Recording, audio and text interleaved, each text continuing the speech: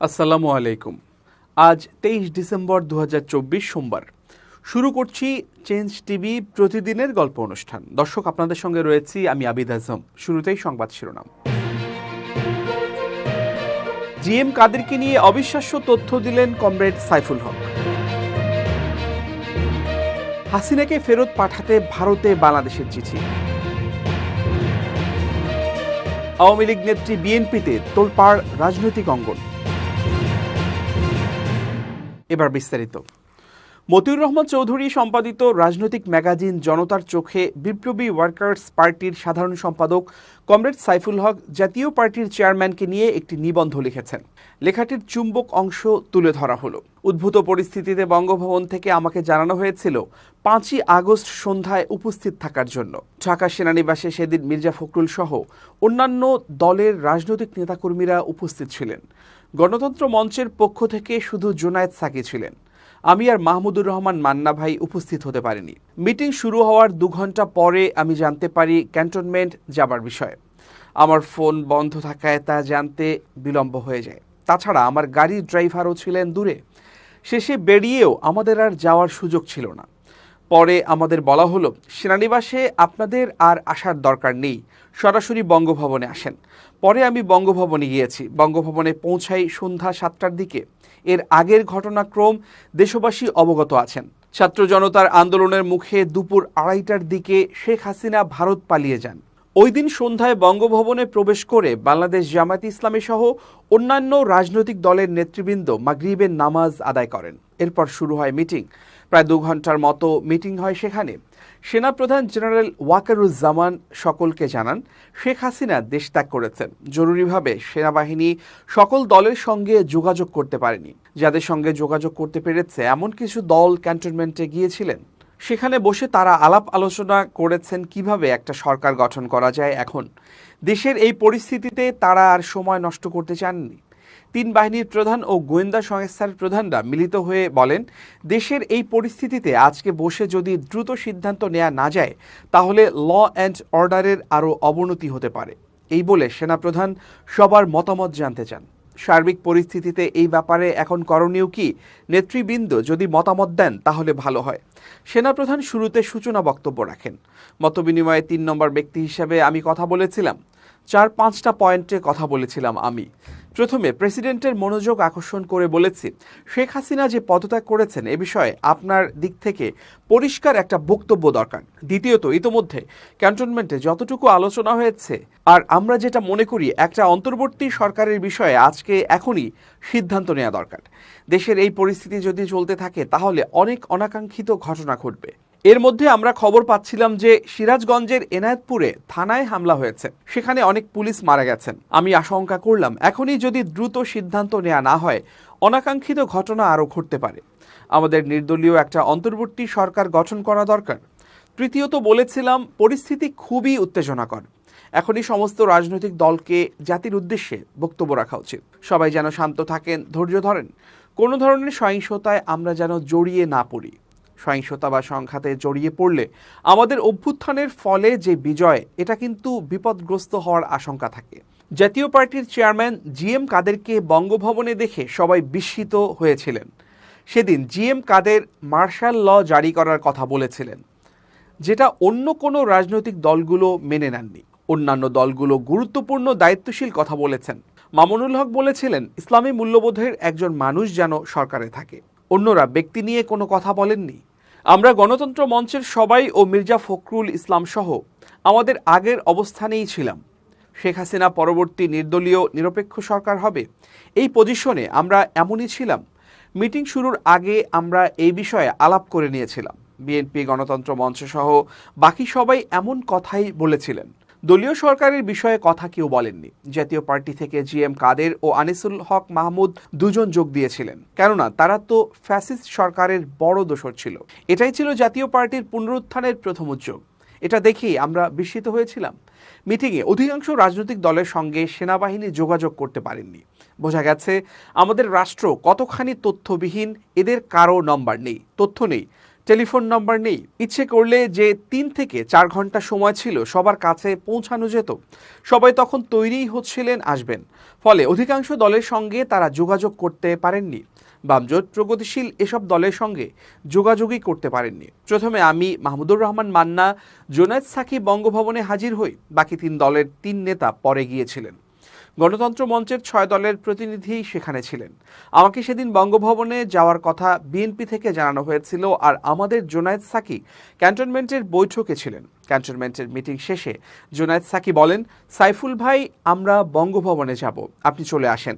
বঙ্গভবনের বৈঠকে ডক্টর আসিফ নজরুল প্রাথমিকভাবে অন্তর্বর্তী সরকারের প্রধান হিসেবে ডক্টর মোহাম্মদ ইউনূসের কথা বলেছিলেন। বঙ্গভবনের বৈঠকে জাতীয় পার্টি ছাড়া সবাই পজিটিভ কথা বলেছিলেন। রাজনৈতিক দলগুলোর প্রতিপক্ষ বানানোর তৎপরতা আমরা দেখেছি সরকারের ভেতরে ও বাইরে। আমরা মনে করি ডিসেম্বর-জানুয়ারির মধ্যে সংস্কার রিপোর্টগুলো আসবে। অনেকগুলো ব্যাপারে আমাদের মতৈক্য রয়েছে। সরকারকে নির্বাচনী রোডম্যাপ ঘোষণা করতে হবে। সরকার থেকে পলিটিক্যাল মেসেজ যেতে হবে নির্বাচন কমিশনে। মেসেজটা পেলে নির্বাচন কমিশন কাজ করতে পারবে। চূড়ান্তভাবে নির্বাচনের শিডিউল নির্বাচন কমিশনই ঘোষণা করবে। এ পর্যন্ত আমরা সরকারকে সময় দিতে চাই। তারা যদি আগামী বছরের মধ্যে জনপ্রিয় একটা নির্বাচন করে যেতে পারেন, এটাই তাদের সবচেয়ে বড় সাফল্য হিসেবে বিবেচিত হবে বলে আমি মনে করি। গণঅভ্যুত্থানের মুখে পালিয়ে যাওয়া সাবেক প্রধানমন্ত্রী শেখ হাসিনাকে দেশে ফেরাতে ভারতকে চিঠি দিয়েছে বাংলাদেশ। সোমবার সাংবাদিকদের এ তথ্য জানিয়েছেন অন্তর্বর্তী সরকারের পররাষ্ট্র বিষয়ক উপদেষ্টা মোহাম্মদ তৌহিদ হোসেন। তিনি বলেন, আমরা জানিয়েছি ভারতকে, তাকে যে বিচার প্রক্রিয়ার জন্য ফেরত চাওয়া হচ্ছে সেটা জানিয়েছি। কূটনৈতিক পত্রের মাধ্যমে এটা জানানো হয়েছে। এর আগে সোমবার সকালে স্বরাষ্ট্র উপদেষ্টা লেফটেন্যান্ট জেনারেল অবসরপ্রাপ্ত জাহাঙ্গীর আলম চৌধুরী জানিয়েছেন, শেখ হাসিনাকে ফেরাতে পররাষ্ট্র মন্ত্রণালয়ে চিঠি পাঠানো হয়েছে। কোন উপায়ে শেখ হাসিনাকে ফেরত পাঠানো হবে জানতে চাইলে তিনি বলেন, আমাদের সঙ্গে ভারতের বন্দি বিনিময় চুক্তি আছে, ওই চুক্তি অনুযায়ী হবে। পররাষ্ট্র মন্ত্রণালয়ের একটি সূত্র বলছে, চলতি মাসের 2য় সপ্তাহে পররাষ্ট্র উপদেষ্টা তৌহিদ হোসেনের দপ্তরে আসেন আইন উপদেষ্টা ডক্টর আসিফ নজরুল ও স্বরাষ্ট্র উপদেষ্টা জাহাঙ্গীর আলম চৌধুরী। সেই সময়ে শেখ হাসিনাকে ভারত থেকে ফেরাতে পররাষ্ট্র মন্ত্রণালয়ে চিঠি দেওয়া হয়। সমসাময়িক বিভিন্ন ইস্যুকে কেন্দ্র করে বাংলাদেশ ভারতের সম্পর্ক তলানিতে গিয়ে ঠেকেছে। এর মধ্যে ভারতীয় মিডিয়া বাংলাদেশকে নিয়ে একের পর এক মিথ্যা প্রোপাগান্ডা ছড়িয়ে বেড়াচ্ছে, যে কারণে বাংলাদেশের পরিস্থিতি নিয়ে ভারত জুড়েও এক ধরনের ভুল বার্তা ছড়াচ্ছে। সেখানকার সাধারণ মানুষ তো বটেই, তারকারাও বাংলাদেশের কথিত সংখ্যালঘু নির্যাতন নিয়ে উদ্বেগ প্রকাশ করছে।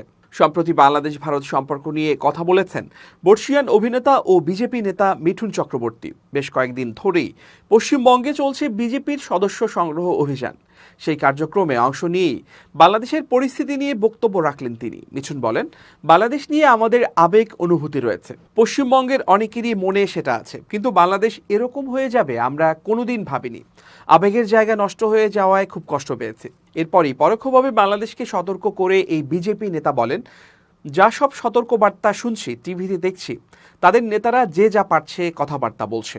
আমি একটাই কথা বলবো, ভারতকে খাটো করে দেখবেন না, ডোন্ট আন্ডার এস্টিমেট ইন্ডিয়া। তবে বাংলাদেশ থেকে পশ্চিমবঙ্গে মমতার কংগ্রেসকে শিক্ষা নিতেও বলেছেন মিঠুন। অভিনেতার কথায়, বাংলাদেশকে দেখে আমাদের শিখতে হবে, বিশেষ করে বাংলাকে শিখতে হবে। যদি আমরা সবাই মিলে একত্রিত হয়ে না লড়ি, তাহলে আমাদের ভবিষ্যৎ অন্ধকার নিশ্চিত। প্রসঙ্গত, বিগত দিনে কলকাতায় বিভিন্ন জঙ্গি সংগঠনের কার্যকলাপ বেড়েছে, যে কারণে বাংলাদেশকে দেখে মমতার প্রশাসনকে শিক্ষা নিতে বলেছেন এই বিজেপি নেতা। কারণ পশ্চিমবঙ্গে সন্ত্রাসবাদী কার্যকলাপ বৃদ্ধির জন্য স্থানীয় প্রশাসনকে দায়ী করেছেন তিনি। সরাসরি মুখ্যমন্ত্রী মমতার নাম না নিয়েও মিঠুন বলেন, সন্ত্রাসবাদী কার্যকলাপ এখানে অনেক আগে থেকেই শুরু হয়েছে। শুধু আমাদের খারাপ লাগে পশ্চিমবঙ্গ ইতোমধ্যেই নিচের দিকে নামছে, এগুলোর জন্য প্রশাসন দায়ী। তবে ভালো খবর এটাই যে জঙ্গিরা ধরা পড়েছে। গাইবান্ধার পলাশবাড়ী উপজেলা মহিলা দলের নবগঠিত কমিটিতে সভাপতি করা হয়েছে আওয়ামী মহিলা লীগের এক নেত্রীকে। শুধু তাই নয়, মহিলা দলের একাধিক পদে পদায়ন করা হয়েছে মহিলা লীগের নারীদের। অভিযোগ উঠেছে, মোটা অঙ্কের টাকার বিনিময়ে এই পদ দেয়া হয়েছে তাদেরকে। তবে তুমুল সমালোচনার মুখে কমিটি স্থগিত করা হয়েছে। উপজেলা কমিটির সভাপতি পদ পাওয়া ওই মহিলা লীগ নেত্রীর নাম আরজিনা পারভিন চাঁদনী। তিনি আগে আওয়ামী লীগের রাজনীতির সঙ্গে সক্রিয়ভাবে জড়িত ছিলেন। তিনি একসময় সংরক্ষিত নারী আসনে আওয়ামী লীগের মনোনয়নপত্র সংগ্রহ করেছিলেন বলেও জানা গেছে। এছাড়া তিনি আওয়ামী লীগের আমলে বিএনপির বিরুদ্ধে সক্রিয় ভূমিকা পালন করেছেন বলেও বিএনপির সহযোগী সংগঠনের পক্ষ থেকে অভিযোগ তোলা হয়েছে। একই সঙ্গে চাঁদনীর বিরুদ্ধে অর্থের বিনিময়ে পদ কেনার অভিযোগ তুলে অনেকেই ক্ষোভ প্রকাশ করেছেন। দলীয় সূত্রে জানা যায়, গত 20 ডিসেম্বর গাইবান্ধা জেলা মহিলা দলের সভানেত্রী ফরিদা ইয়াসমিন শোভা ও কমিটির সাধারণ সম্পাদক মৌসুমী বেগম তমা স্বাক্ষরিত একটি তালিকা ফেসবুকে প্রকাশিত হলে তা মুহূর্তেই ভাইরাল হয়ে যায়। তালিকায় মহিলা লীগের নেত্রীদের সভাপতি ও সাংগঠনিক পদে নাম থাকায় বিএনপি তৃণমূল নেতাকর্মীদের মাঝে চরম ক্ষোভের সৃষ্টি হয়। শুধু সভাপতি পদে নয়, ওই তালিকায় আরও দেখা যায় কমিটির সাংগঠনিক পদে রয়েছে নাসিমা আক্তারের নাম, যিনি আগে আওয়ামী লীগের তাঁতি লীগের সভানেত্রী ছিলেন বলে জানা গেছে। এই ঘটনায় জেলা ও উপজেলা বিএনপি এবং সহযোগী সংগঠনের একাধিক নেতাকর্মী ক্ষোভ প্রকাশ করেন। তারা বলেন, মাঠে লড়াই সংগ্রাম করি আমরা, হঠাৎ কেউ এসে সভাপতির পদ পেলে তা মেনে নেওয়া যায় না। 5 আগস্টের পরে জন্ম নেয়া কোনো নেতা পলাশবাড়ীতে রাজনীতি করতে পারবে না। এ সময় নেতাকর্মীরা প্রশ্ন রাখেন, যিনি আওয়ামী লীগে সংরক্ষিত আসনের মনোনয়ন কিনতে পারেন, তিনি কিভাবে বিএনপির মহিলা দলের সভাপতি হন? কিভাবে এমন পদ পান? তীব্র সমালোচনা ও বিতর্কের মুখে ঘটনার 2 দিন পর গতকাল 22 তারিখ সন্ধ্যায় এক প্রেস বিজ্ঞপ্তি দিয়ে ওই কমিটি স্থগিত করা হয়। জেলা মহিলা দলের সভানেত্রী ফরিদা ইয়াসমিন শোভা স্বাক্ষরিত ওই বিজ্ঞপ্তিতে বলা হয়, গত 20 ডিসেম্বর বাংলাদেশ জাতীয়তাবাদী মহিলা দল পলাশবাড়ী উপজেলা শাখার 51 সদস্য বিশিষ্ট কমিটি ঘোষণা করা হয়। এই কমিটি ঘোষণাকে কেন্দ্র করে বিভিন্ন মহলে নানা রকম প্রশ্নের সম্মুখীন হওয়ায় উক্ত কমিটির কার্যক্রম স্থগিত করা হলো। এদিকে আওয়ামী লীগের রাজনীতির সঙ্গে জড়িত থাকার অভিযোগ অস্বীকার করেছেন আরজিনা পারভীন চাঁদনী। তিনি দাবি করেছেন, তার বাবা ও পরিবার বিএনপির রাজনীতির সঙ্গে যুক্ত। আর বিভিন্ন দলের নেতাদের সঙ্গে ছবি থাকতেই পারে, এর মানে এই নয় যে আমি আওয়ামী লীগ করি। এবার খুব জরুরি 1 মিনিট জানাচ্ছেন ইউনেস্কো ক্লাব পুরস্কার বিজয়ী সাংবাদিক আমিরুল মোমেনিন মানিক। খুব জরুরি 1 মিনিটে প্রত্যেককে আমন্ত্রণ। 10921 এটা হচ্ছে নারী ও শিশু নির্যাতন প্রতিরোধ সেলের নাম্বার। মহিলা ও শিশু বিষয়ক মন্ত্রণালয় কর্তৃক এটি পরিচালিত হয়। যে কোনো সময় আপনি আপনার নারী ও শিশু নির্যাতন বিষয়ক অভিযোগ এই নাম্বারে ফোন করে জানিয়ে প্রতিকার পেতে পারেন। 109 অথবা 10921 এই নাম্বারে ফোন করলে আপনি ঘটনাস্থল বলতে হবে অথবা আপনার সমস্যাটি বলতে হবে। আপনি যদি জরুরি প্রয়োজনে ফোন করেন বা জরুরি কোনো নির্যাতন আপনার সামনেই ঘটে থাকে, তাহলে আপনি ফোন দিতে পারেন। ফোন দিয়ে বিস্তারিতভাবে বললে, বিশেষ করে স্থান, কাল, পাত্র বা কী কারণে আপনি ফোন করেছেন, কী ঘটনা ঘটেছে সেটি যদি উল্লেখ করতে পারেন, তাহলে এখান থেকে ভালো প্রতিকারের ব্যবস্থা পেতে পারেন। সবাই ভালো থাকবেন, শুভেচ্ছা নিরন্তর। এবার দেশের বাইরের প্রসঙ্গ। এখানে এলে গ্রেপ্তার হতে পারেন এমন সতর্কবার্তার পর পোল্যান্ড সফর বাতিল করেছেন নেতানিয়াহু। পোল্যান্ডের উপপররাষ্ট্রমন্ত্রী লাদিস্লো বার্তোসজেউস্কি দেশটির সংবাদ মাধ্যম রিজেক পস পলিটাকে দেয়া এক সাক্ষাৎকারে এ তথ্য জানিয়েছেন। দ্বিতীয় বিশ্বযুদ্ধের সময় জার্মানির নাৎসি বাহিনী পোল্যান্ড ও আশপাশের দেশগুলোর ইহুদিদের যেসব বন্দি শিবিরে অবরুদ্ধ করে রাখত, সেগুলোকে বলা হয় আউশউইটজ। পোল্যান্ড জুড়ে এমন কয়েকটি আউশউইটজ রয়েছে। 1939 সাল থেকে 1945 সাল পর্যন্ত চলে দ্বিতীয় বিশ্বযুদ্ধ। এই 6 বছরে পোল্যান্ডের আউশউইটজগুলোতে হত্যা করা হয় প্রায় 10,10,000 ইহুদিকে। নিহত এই ইহুদিদের প্রায় সবাই পোল্যান্ড এবং সাবেক সোভিয়েত ইউনিয়নের বাসিন্দা ছিলেন। দ্বিতীয় বিশ্বযুদ্ধের অবসানের পর এসব আউশউইটজ মুক্ত করে দেয়া হয়। তারপর থেকে প্রতি বছর জানুয়ারি মাসে আউশউইটজ মুক্তি উদযাপন করে পোল্যান্ড। আগামী জানুয়ারি মাসে ছিল 80তম মুক্তি উদযাপন অনুষ্ঠান।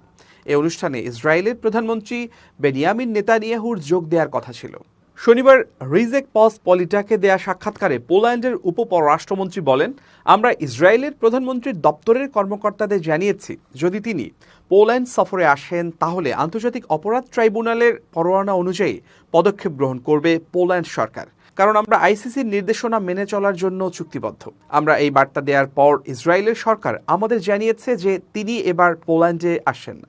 ফিলিস্তিনের গাজা উপত্যকায় নির্মম সামরিক অভিযান পরিচালনার নির্দেশ এবং সেখানকার বাসিন্দাদের খাবার, পানি ও ওষুধ থেকে বঞ্চিত করার অভিযোগে গত নভেম্বরে বেনিয়ামিন নেতানিয়াহু এবং ইসরায়েলের সাবেক প্রতিরক্ষা মন্ত্রী ইয়োভ গ্যালান্তের বিরুদ্ধে গ্রেপ্তারি পরোয়ানা জারি করেন নেদারল্যান্ডসের হেগ শহরে অবস্থিত আন্তর্জাতিক অপরাধ ট্রাইব্যুনাল আইসিসি। ইসরায়েল, যুক্তরাষ্ট্র, চীন, রাশিয়া সহ অনেক দেশ এখনও আইসিসিকে স্বীকৃতি দেয়নি।